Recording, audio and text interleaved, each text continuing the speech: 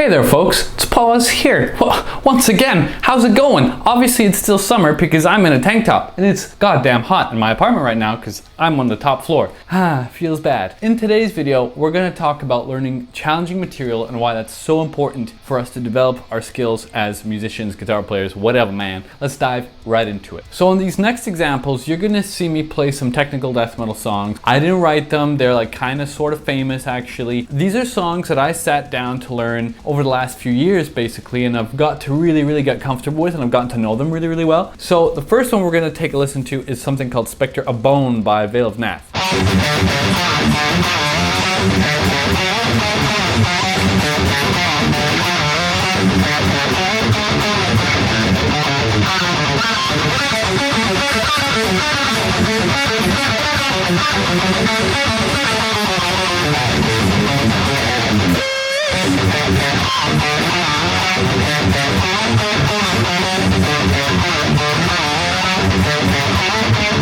Pretty sick, huh? So all those riffs are really fun to play, but they're really like dynamic and lots of string skipping occurs. There's a lot of things to really dive into when it comes to intervals and like the key and everything like that, right? It's not super easy. It's not super duper challenging. The reason why a lot of guitar players that are at a very high level make things sound so effortless, or rather look so effortless, is because really it is. It's about coming down onto the minutia of what you're doing. And the only way that they've actually gotten there is easing up on tension. So remember the first time when you learned something on the guitar that was like, oh my goodness, this is gonna be some tough stuff, man? Well, that eventually faded, right? And then it got really comfortable for you. It's because you eventually understood that you actually needed to really ease up on the tension that you were putting into your hands, let's say, when you're playing. You start to dig into the minutia of like, well, how am I holding my pick? Do I really need to play it there when I can play it over here? You know, all those little transpositions that you do with a song that end up making it a lot easier for yourself. That's what I'm talking about today. Those are the moments that you need to remember and rely on and understand that they're coming. Every time you pick up a piece of really challenging material to learn, whether it's a Jeff Loomis solo or a Michael Romeo solo or a technical death metal masterpiece like this next track, it's really a matter of sitting down and understanding that you're chunking through the information. You're adding a bar, adding another bar, adding another bar, looping it, and then making it easier for yourself. And what I again literally mean by making it easier for yourself is to understand the minutia. Does your hand really need to play it in that shape? For example, that's completely foreign for you. If yes, then you know that it takes a certain amount of repetitions before it gets comfortable. Now, in terms of speed, a lot of people are like, man, how do you even play fast? Really, it comes down to practicing fast. You really need to understand what it takes in terms of speed for your hands to move that quickly, right? It's not really as complicated as it sounds. It's truly just trying it and seeing how your body feels and understanding that you're feeling really awkward. Now, people don't usually practice in public, and there's lots of musicians out there, like Tosin Abasi, for example, who doesn't really demonstrate a technique until he's got it down. Many musicians do this. A lot of musicians end up writing music on Guitar Pro, and they become Guitar Pro gods, and they can't play it at all until they practice it, and then they get really used to it, and then it's not so challenging for them anymore, right? In the same way, playing that Nirvana song when you were a teenager, it might have been like really fun, and at first a little bit challenging just to get your hands in the right position, but eventually it's not so challenging. Everything is as hard as you make it to be mentally. So speed isn't an issue. I don't think technique is an issue. As soon as you have an example of what is correct technique, you need to just keep on repeating that, right? That's really what it comes down to. So mechanically speaking, technical death metal songs are the most demanding songs. They are the classical music of our era as musicians, I think, because it's just so technically demanding. We can have it on a 6, 7, 8, 9, I don't know about 10 string tech death, but I wouldn't be surprised if that existed too. And all those problems and pitfalls with having more strings or being in another tuning or the literal rapidity of the BPM, it all falls away when you realize, okay, I've got to ease up on some of my tension. I need to be in the perfect position to play that exact part in the perfect way possible that I can do it, and practice it from there. When you're looping a part in terms of tablature, you're not literally just looping numbers. You're not looping 1, 3, 4, 6, 7, 5, 7, 8, 6, 7, 9.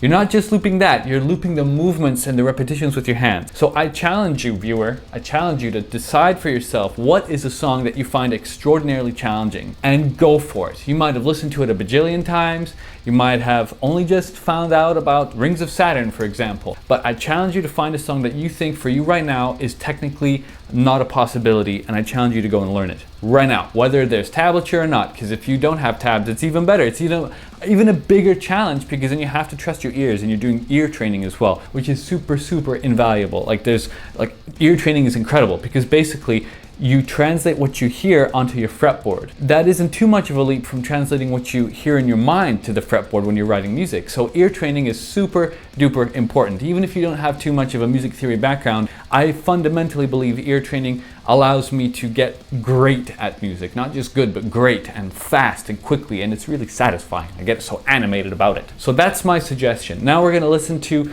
another couple of Tech Death songs, and you guys are gonna see what's going on in terms of my hands and what I'm talking about here.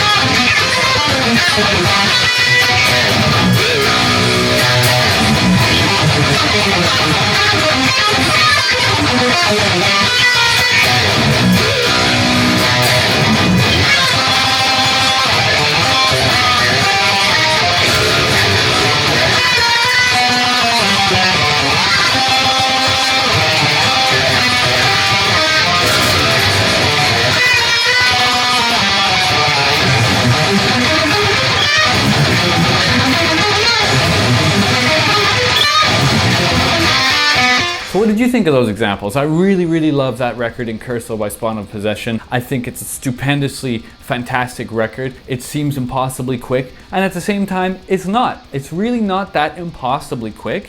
It's just got a high BPM. It gives you that sense of stress. So here's one thing that I noticed when I was learning technical death metal song. The BPM tends to make me stressed out. Like as soon as you hear 240 clicks per minute, you're like, you get super overwhelmed. And the point is to bring it back down to a relatable level and a relatable tempo. 240 is just 120 double time. So really, is it that challenging? Is it that stressful? You gotta bring it back to reality a little bit. A lot of people freak out when they hear a metronome. A lot of my students freak out when they hear a metronome. They're like, and I'm like, dude, chill, it's okay. You know, cut it in half if you want. But remember, it's not as fast as you might think it is. You know, 240 BPM is 60 times 4, for example, if you really wanna bring it down to a slow tempo. And inversely, if you're someone who struggles with a slow BPM, double the speed. It helps so much to do that. And ultimately, Guitar Pro has this wonderful feature where you can keep looping parts and incrementally go up in terms of percentages of beats per minute. It's ingenious. It's what a great thing. This video is not sponsored by Guitar Pro, but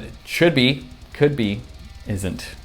So finally, we're going to delve into two other examples by a favorite guitar player of mine, a guy called Christian Mjønsner. He wrote these next two songs, or at least had a big hand in them. His Alter Magnitudes, as well as the wonderful Stab Wound, which I did a cover of once upon a time on YouTube, and people didn't think I could actually play it. I can play it. Obviously, I can play it. I actually threw in mistakes and the audio of this room, as well as the audio direct, so that you guys can hear everything that's going on. So without further ado,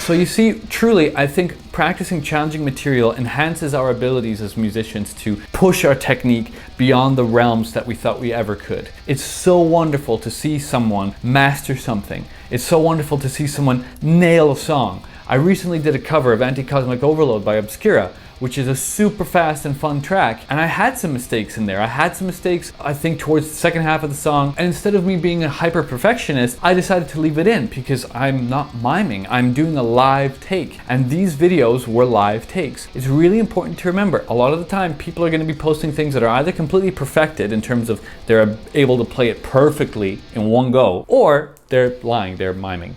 That's all. And that's okay too, you know, just know what you're in for. So ultimately, folks, I hope that this has provided you with some insight. I think that learning challenging material really isn't as challenging as we might think it is. I once sat down for 4 hours and learned a lot of K-Fo, of Animals' Leader song, on my 8-string guitar, and I found it to be so invigorating. I'm like, wow.